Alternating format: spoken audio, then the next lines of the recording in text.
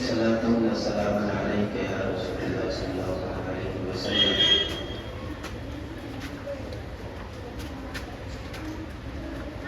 اللہ نے قرآن عظیم کے اندر ارشاد فرمایا، پہلا پارہ تیسرے رکوع پر رب ارشاد فرماتا ہے، اے لوگو تم رب کی عبادت کرو،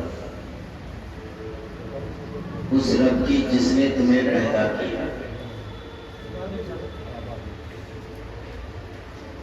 اور ارشاد فرمایا والذین من قبلکم، تمہارے باپ، تمہارے دادا، تمہارے پردادا، جتنی بھی تمہارے اوپر نسلیں ہیں، سبوں کو پیدا کرنے والی ذات اللہ رب العالمین کی۔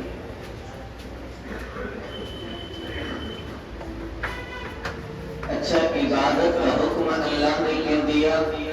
تو رب کہتا ہے کہ لعلکم تتقون، شاید کہ تم پرہیزگار ہو جاؤ۔ پھر کہتا ہے الذی جعل لکم الارض فراشا، جس رب نے تمہیں عبادت کا حکم دیا، جس نے تمہیں پیدا کیا، تمہارے باپ داداؤں کو پیدا کیا، اب وہ رب کہتا ہے کہ اللہ وہ ہے کہ جس نے زمین کو تمہارے لیے بچھونا بنایا،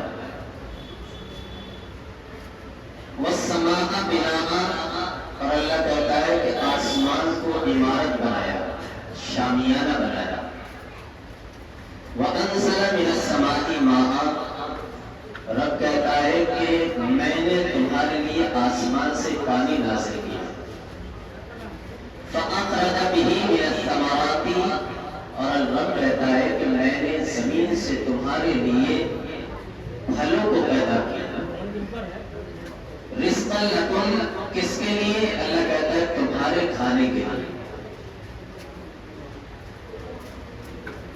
اس دنیا کے اندر اگر ایک انسان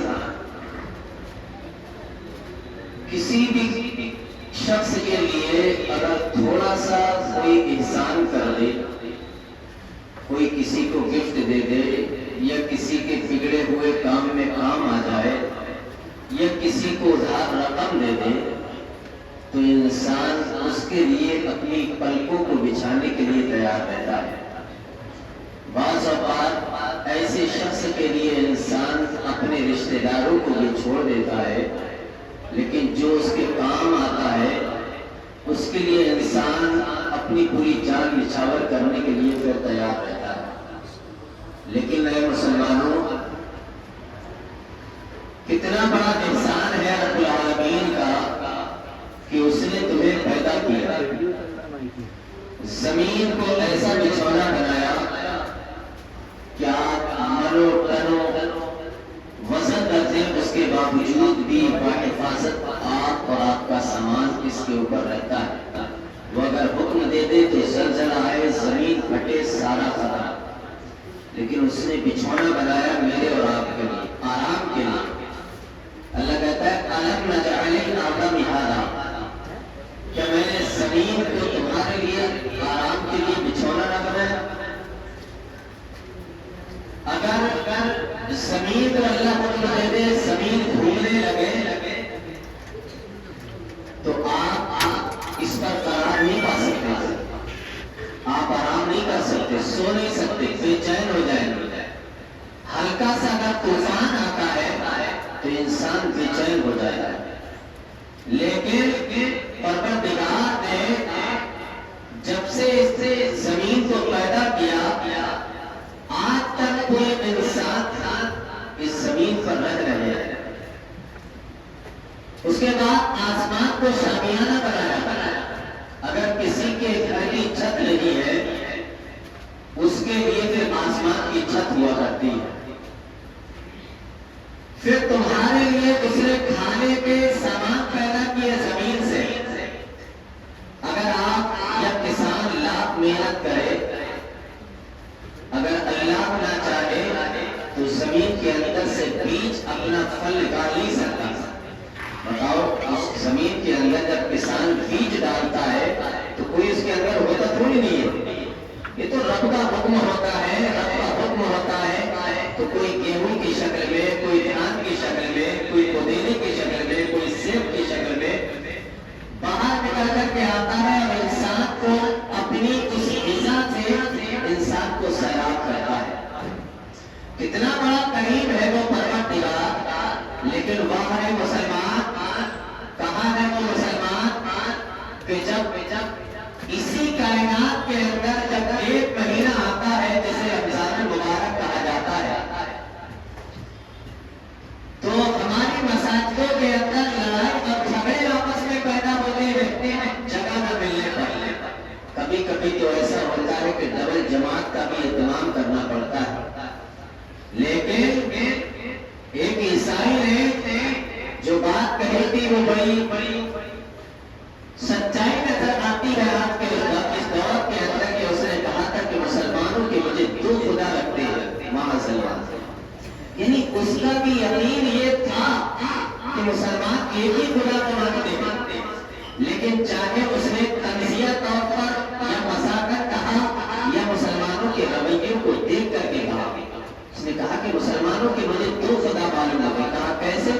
کہا کہ رمضان اور جمعہ کا خدا مجھے الگ لگتا ہے اور باقی ٹائم جو 5 نمازیں ہوتی ہیں رمضان کے علاوہ ان کا خدا مجھے الگ معلوم ہوتا ہے. اللہ اللہ کبیرہ. افسوس کی بات نہیں ہے کیا؟ آج جیسے ہی عید الفطر جاتی رہتی ہے تو ایسا محسوس ہوتا ہے کہ ہم ایسا تو نہیں کہ ہمیں جگہ تبدیل کر دی. بستی بنی ہے، مسجد بنی ہے، لوگ بنی ہے، اس کے باوجود بھی 1.5 2 سب 3 سب دیکھنے کو نماز کے لیے ملتی ہے. اے مسلمانوں، کیا تم نے نماز کو خاص سے رمضان تک سمجھا یا رمضان کے علاوہ کی نماز پڑھے 700 مقامات پر میرے اور آپ کے پروردگار نے نماز کا وقت دیا ہے 700 مقامات پر قرآن عظیم کے اندر. اور یہی وجہ ہے بزرگوں نے، انبیاء نے اپنے بچوں کو سب سے پہلے نماز کا وقت دیا. میں کہتا ہوں کہ چاہے آپ آٹو پہ کھیلنے والے ہو، اگر آپ اپنے بچے کو نمازی نہیں بنا سکتے یا آپ باپ ہو کر کے نمازی نہیں بن سکتے تو آپ کو دنیا میں رہنے کا حق نہیں ہے. چاہے کوئی دنیا کا ٹھیکیدار ہو یا 30 مالدار ہو، وہ سوچے کہ میں کامیاب نہیں ہو سکتے. آپ حضرت یعقوب علیہ السلام جو حضرت یوسف علیہ السلام کے والد گرامی، قرآن عظیم کے اندر اللہ نے کا ذکر فرمایا. اللہ کہتا ہے ہم کنتم شہداء اذ حضر یعقوب الموت. جب یعقوب علیہ السلام کی موت کا وقت قریب آیا، آپ نے اپنے بچوں کو اکٹھا کیا. اس کا یہ بچوں کو اکٹھا کیا تو کہا اذ قال لبنیہ ما تعبدون من بعدی. اللہ نے قرآن کے اندر پہلے پارے میں آخری رکوع پر بیان کیا. حضرت یعقوب نے اپنے بچوں سے کیا کہا؟ اذ قال لبنیہ ما تعبدون من بعدی. اے میرے بیٹو، تم یہ بتاؤ میرے بعد بھی عبادت کرو گے یا نہیں؟ یا کرو گے تو کس کی عبادت کرو گے؟ آج باپ کو فکر جو رہتی ہے وہ اپنے مرنے کے بعد اپنی وراثت کی، بچوں کی زندگی کی، بچوں کی معیشت کی، بچوں کے دیگر معاملات کی. لیکن وہ نبی ہے اللہ کے، وہ کہتے ہیں کہ عبادت کرو گے اور کس کی کرو گے عبادت؟ جب باپ اتنا لیٹ ہوتا ہے تو بچے بھی اس کے لاجواب ہوتے ہیں. تو کہا کہ آجو نعبد الہ کا الہ آبائک ابراہیم و اسماعیل و اسحاق الہ واحد. انہوں نے کہا کہ اے والد گرامی آپ کیسی بات کرتے ہیں جس کی آپ نے عبادت کی، ابراہیم نے عبادت کی، اسماعیل نے عبادت کی، اسحاق نے عبادت کی. انشاءاللہ باتیں جب تک ہم بھی اسی کی عبادت کریں. یہ بچوں کا جواب تھا نبی سے جو امام الانبیاء ہے. میرے نبی سے قبل ارشاد فرمایا تعبد ربک حتی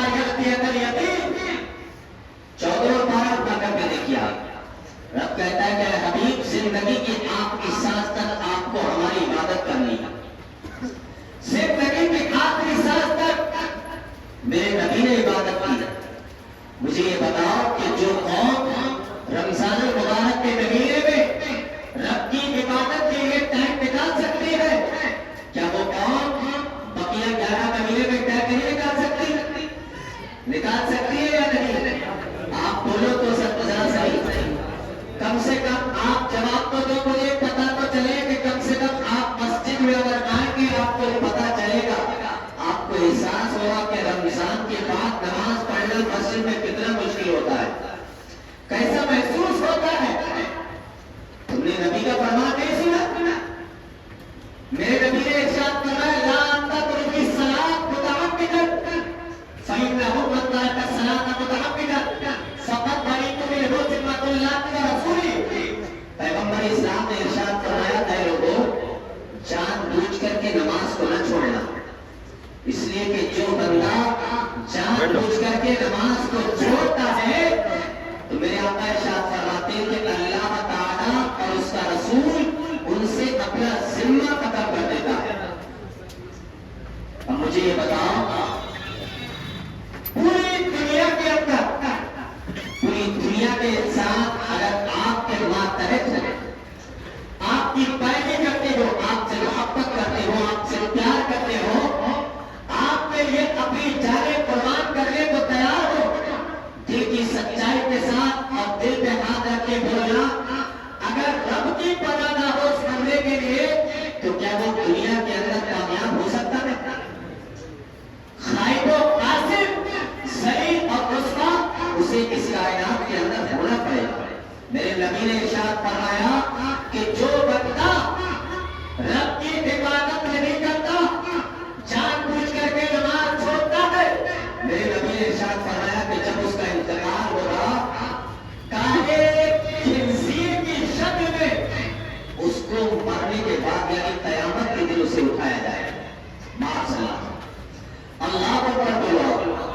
نبی کا فرمان نہیں ہے، اور وہ نبی کا فرمان ہے کہ جس نبی کے کہنے پر میں نے اور آپ نے رب کو ایک مانا، جس نبی کے کہنے پر ہم نے قرآن کو اللہ کی کتاب مانا، وہ نبی کہتے ہیں کہ قیامت کے دن اسے کالے خنزیر، جسے ہم اپنی زبان میں سور کہتے ہیں. بہت سارے لوگ کہتے ہیں کہ یہ نام لینے سے زبان ناپاک ہو جاتی ہے. ابے اگر یہ نام لینے سے زبان ناپاک ہوتی تو قرآن میں اس کا ذکر نہ ہوتا. قرآن کے اندر اللہ نے ذکر کیا ہے اس کا، اللہ نے قرآن کے اندر اس کا ذکر کیا. تو نبی کہتے ہیں کہ قیامت کے دن اسے کالے خنزیر کی شکل میں اٹھایا جائے. مجھے یہ بتاؤ، اگر کال پہ ہلکی سی گھوڑا نکل جائے، سنسی نکل جائے تو ہمیں اگر کالج جانا ہو تو کالج جانے سے ہم انکار کر دیتے ہیں، اس لیے کہ دوستوں کا مجمع ہوگا، وہاں پر میں ایسی شکل لے کر کے جاؤں گا کہ دوست میرا مذاق بنائیں گے، میرے دماغ کے جو لوگ ہوں گے وہ مجھ سے کراہت محسوس کریں گے. اگر مجھے ذرا سا ضبط لگ جائے تو میں شادی بیاہ کے سارے فنکشنوں کو پینٹنگ میں ڈال دیا کرتا ہوں. لیکن تیرے نبی نے کہا ہے کہ اگر نماز نہیں پڑھے گا قیامت کے دن اللہ تعالیٰ تجھے کالے خنزیر کی شکل میں قیامت کے دن اٹھائے گا. اللہ اکبر، کتنا خطرناک وعید ہے نماز نہ پڑھنے والے کے لیے. میرے نبی نے یہ اپنی امت کو یہ پیغام دے دیا، اور ایسے ایسے آپ نے احکام اپنی امت کو بتائے ہیں کہ رب کعبہ کی قسم اگر یہ امت ان کو پڑھ لے تو جس طریقے سے کچھ احکام پر رمضان المبارک کے مہینے میں یہ قوم عمل کرتی ہے، اگر کسی طریقے سے پیغمبر اسلام کے بقیہ احکام پر رمضان کے بعد بھی اگر عمل کرنا شروع کر دے تو رب کعبہ کی قسم اس قوم کے ایک بھی فرد کی زبان پر شکوہ نہیں آ سکتا، بلکہ یہ قوم لگتی بھی نظر آئے گی کہ میرے نبی نے جو کہہ دیا ہے ہم اس پر عمل کرتے ہیں. اب ہم اپنی زندگی کا فیصلہ اللہ کی ذات پہ چھوڑ دیں.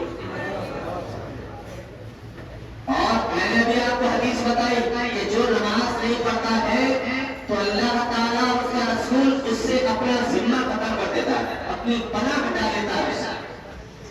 اور جو اللہ کی پناہ میں آ جائے تو دشمن بھی اس کے سامنے ہاتھ جوڑ کے کھڑے ہوتے ہیں، اور جو اللہ کی پناہ سے نکل جائے تو دوست بھی اس کے دشمن بن جایا کرتے ہیں۔ اللہ کی پناہ کتنی بڑی چیز ہے آپ کو بتا دیں، فرعون کا وقت فرعون ہے 407 تک اس کے ساتھ درد نہیں ہوا، اتنی ڈھیل اپنے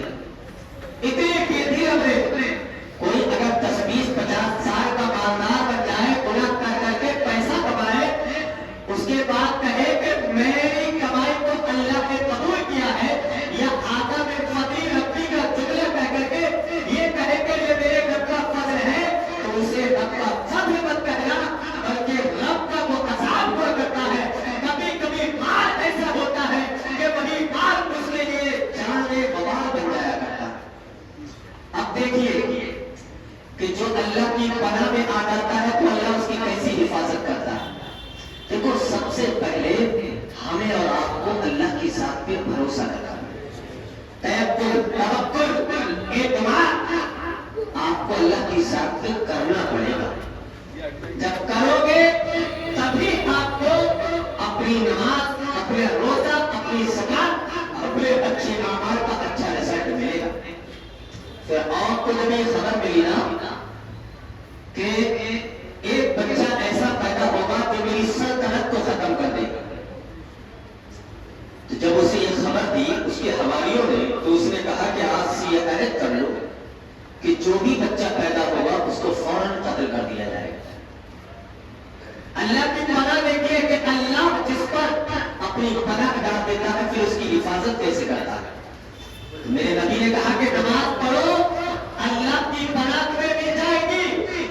کہا کہ جو بھی بچہ پیدا ہوگا اسے قتل کر دیا جائے گا۔ اسی اسلام حضرت موسیٰ علیہ السلام کی پیدائش ہوئی۔ حضرت موسیٰ علیہ السلام جب پیدائش ہوئی تو حضرت موسیٰ علیہ السلام کی والدہ حضرت صفورہ کو بڑی الجھن ہوئی کہ میرا یہ بچہ ہے، نونہال بچہ ہے، اگر فرعون کو پتا چلا تو میرے بچے کو بھی قتل کرے گا، مجھے بھی قتل کرے گا، دائی کو بھی قتل کرے گا۔ تو انہیں جو ہے مشورہ دیا، کہا کہ ایسا کرو اس بچے کو صندوق میں بند کرو، اور بند کرنے کے بعد اسے دریا میں ڈالو، اور اگر اللہ نے اپنی پناہ دے دی اس بچے کو تو دریا بھی اس کا کچھ نہیں بگاڑے گا۔ حضرت موسیٰ علیہ السلام کی والدہ نے اس بات کو تسلیم کیا، صندوق میں بند کر کے دریا میں ڈالا، اور ڈالنے سے پہلے رب سے کہا کہ مولا تیرا حکم ہے کہ جو میری پناہ میں آ جاتا ہے پھر میں اسے ضائع نہیں کرتا، میں دشمنوں کے ہاتھ سے بچاتا رہی ہوں، اسے دنیا کے اندر ذلیل و رسوا نہیں کرتا ہوں۔ حضرت موسیٰ علیہ السلام کو ڈال دیا۔ اب وہ بکسا جو تھا وہ نہر میں چلتے فرعون کے محل میں جو نہر جا رہی تھی اس میں چلا گیا۔ نہر جو فرعون کے دروازے پہ آ رہی تھی اس میں وہ بکسا آیا، تو فرعون کو پتا چلا اور حضرت آسیہ کو بھی پتا چلا۔ فرعون کی بیوی ہے یہ، لیکن انہیں اللہ نے ایمان کی دولت سے سرفراز کیا۔ کیوں کیا؟ کبھی کبھی تو ایسا بھی ہوتا ہے کہ اللہ جب چاہتا ہے تو کافروں کے گھر میں بھی ایمان والوں کی پرورش کراتا ہے۔ فرعون کی بیوی سے فرعون نے کہا کہ اس بکسے کو کھولو، کیا ایسی اندر ہے؟ جیسے ہی کھولا بکسے کو تو فرعون نے کہا کہ مجھے یہی وہ بچہ معلوم ہوتا ہے کہ جو میری سلطنت کو پلٹ دے گا۔ تو فرعون کی بیوی نے کہا کہ نہیں تم ایسی بات کر رہے ہو۔ 20واں پارہ تیسرے رکوع اٹھا کر کے دیکھیے، رب ارشاد فرماتا ہے، اس کی تفسیر جب پڑھیں گے تو آپ کو پتا چلے گا۔ اللہ کہتا ہے وقالت امرأۃ فرعون قرۃ عین لی ولک، فرعون کی بیوی نے کہا کہ یہ تو میری اور آپ کی آنکھوں کی ٹھنڈک ہے، یہ بچہ۔ جب فرعون کی بیوی نے یہ کہا کہ میری آنکھوں کی ٹھنڈک ہے، اللہ تعالیٰ نے فرعون کی بیٹی کے کفر کو ایمان میں تبدیل کر دیا فوراً۔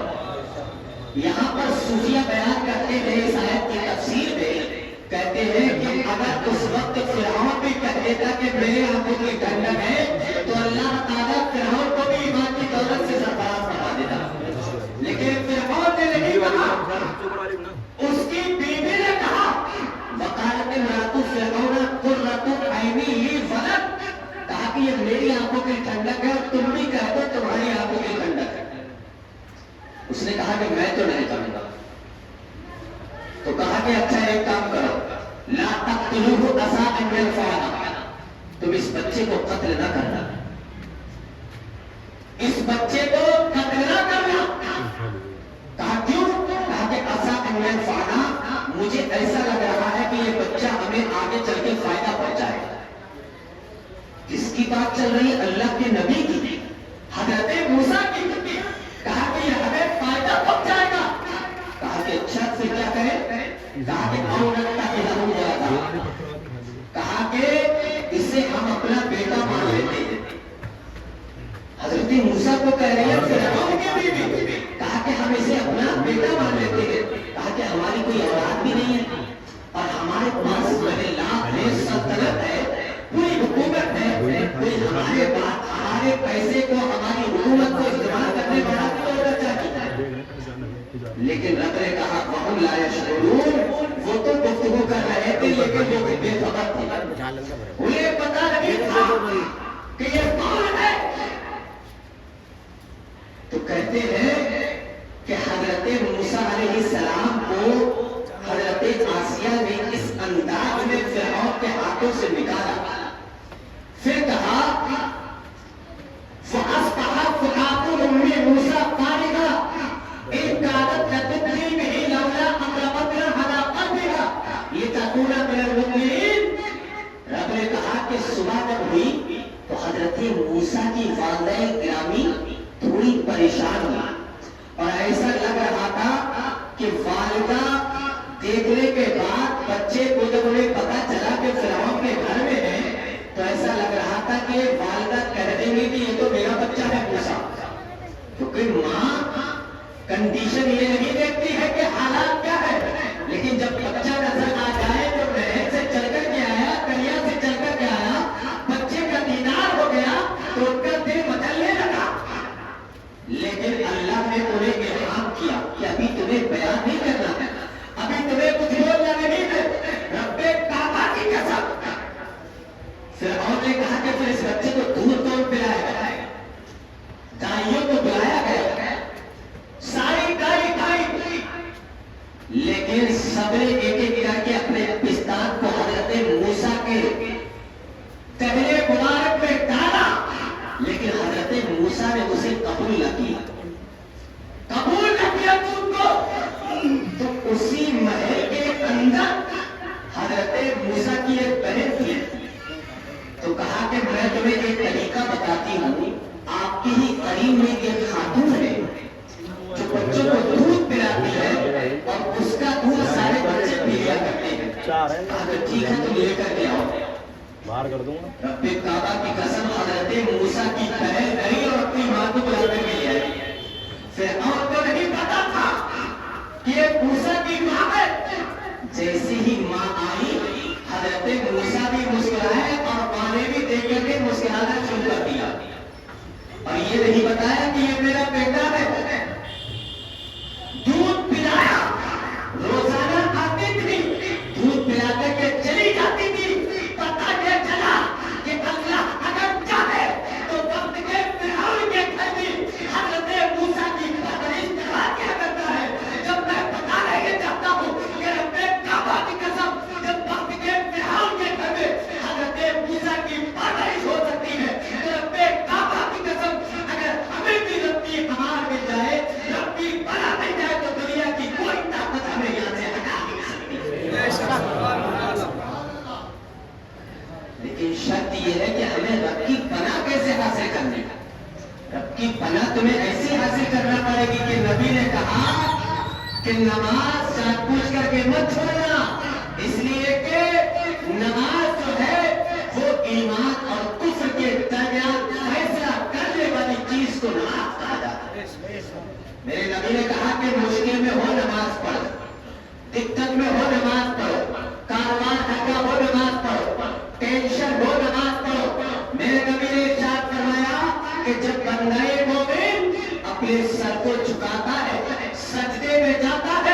تو میرے نبی کہتے ہیں کہ جو رب اور بندے کے درمیان جتنے پردے ہوتے ہیں سارے پردوں کو رب تعالیٰ اپنے بندے کے درمیان سے ہٹا دیا کرتا ہے. تو نماز نہیں پڑھنا چاہیے کیا رمضان کے مہینے میں نماز پڑھنا چاہیے؟ نماز پڑھنا چاہیے نہیں؟ اگر آپ کی یہ قوم رمضان مبارک کی طرح اپنی مساجدوں کو آباد کرنا شروع کر دے تو رب کعبہ کی قسم اس قوم کو نہ آج تک کوئی مٹا سکا ہے اور نہ مٹا سکے گا. اس لیے کہ اسلام کی فطرت میں قدرت نہیں لچکتی ہے. جتنا بھی دباؤ میں یا اتنا بھی ابھرے گا. آج ہم رمضان میں جمعہ میں نماز میں دعا کرتے ہیں تو لوگ سمجھتے ہیں کہ 8 دن میں ایک مرتبہ آمین کہا اور امام صاحب کی ایک مرتبہ دعا کرنے پر حالات بدل جائیں گے. ایسا نہیں ہوتا ہے میرے دوستوں. پہلے کی تاریخ بنا کر کے دیکھو ہمارے جو بادشاہ رہے ہیں ہمارے جو اکابرین رہے ہیں رب کعبہ کی قسم فرض تو بڑی دور کی بات ہے ان کی تو تہجد میں قضا نہیں ہوا کرتی تھی ان کی تو اشراق میں قضا نہیں ہے ان کی تو چاند میں قضا نہیں ہوتی تھی ان کی تو صلاۃ خمس سے قضا نہیں ہوتی تھی ان کی تو صلاۃ اوابین قضا نہیں ہوتی تھی. ہم تو جمعہ پڑھ کے یہ سمجھتے ہیں کہ حالات بدل جائیں گے. ایسا نہیں ہوتا ہے میرے دوست. محنت کرنا پڑے گی. صلاح الدین ایوبی جس وقت مسجد اقصی کو آزاد کرنے کے لیے عیسائیوں کے چنگل سے چلے تھے رب کعبہ کی قسم ایک اللہ والے ملے تھے آپ کو تو انہوں نے کہا تھا اگر بیٹا کہاں جا رہے ہو کہا کہ عیسائیوں کے چنگل سے مسجد اقصی کو آزاد کرنا ہے مجھے. کہا کہ اچھا ایسا تو بڑا مشکل ہے. کہا کیسے؟ کہا کہ میں نے سنا ہے کہ جہاز کے ذریعے سے عیسائیوں جو ہے اپنے ہتھیار اپنے اسلحے جہاز کے ذریعے سے تحریر کے ذریعے سے یہ لوگ منگوا رہے ہیں. اب تمہارے پاس تو کچھ نہیں ہے تمہارے پاس تو گھوڑے ہیں تمہارے پاس تو چند لوگ ہیں. رب کعبہ کی قسم صلاح الدین ایوبی نے کہا تھا کہ اے بابا جان سنو اگر آج میں نے مسجد اقصی کے دروازے پر اگر اسلام کے پرچم کو نہیں لہرایا تو مجھے اس کائنات کے اندر رہنے کا حق حاصل نہیں ہوگا. صلاح الدین ایوبی کہے ہیں مسجد اقصی کی چٹائی پر آپ نے اپنی پیشانی کو رکھا ہے اور آپ پر جب کی بارگاہ میں دعائیں کی ہے آپ نے آنسو بہائے ہیں. جب وہ آنسو رب کی خشیت سے رب کے گھر میں گر ہے وہ بابا جان جب صبح کو آ کر کے صبح کے سویرے میں صبح صادق کے وقت وہ بابا جان مسجد اقصی کی چٹائی کو دیکھتے ہیں آ کر کے کہ صلاح الدین ایوبی کے آنسوؤں سے تر ہے تو رب کعبہ کی قسم ان بابا جان نے آ کر کے صلاح الدین ایوبی کو یہ پیغام دیا تھا کہ بیٹا اللہ نے تو تمہیں جیت عطا فرما دیا. کہا کہ بابا کیسے؟ کہا کہ جو جہاز آ رہے تھے تم سے جنگ لڑنے کے لیے اللہ نے ان جہازوں کو غرق فرما دیا.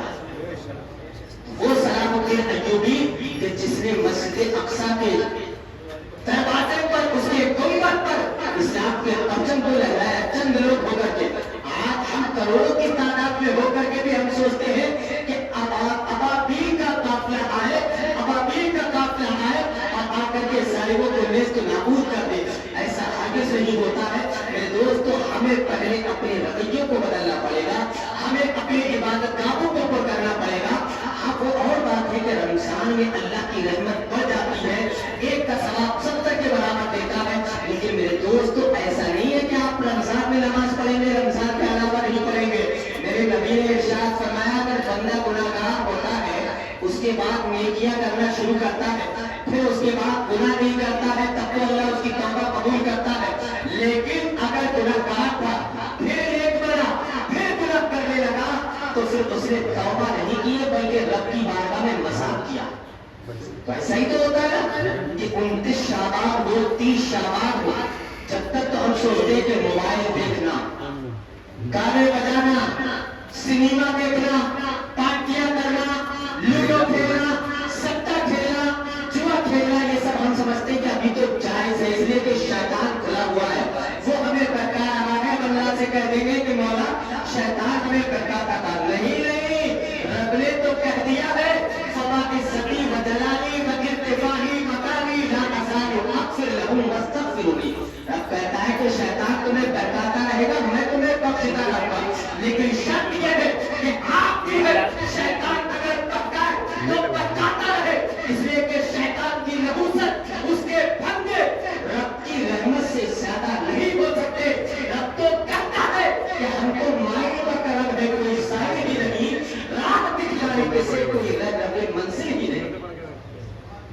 نماز پڑھنا چاہیے. انشاءاللہ پڑھیں گے نا؟ ایسے رمضان میں پڑھ کے انشاءاللہ ویسے ہی پر کریں گے انشاءاللہ.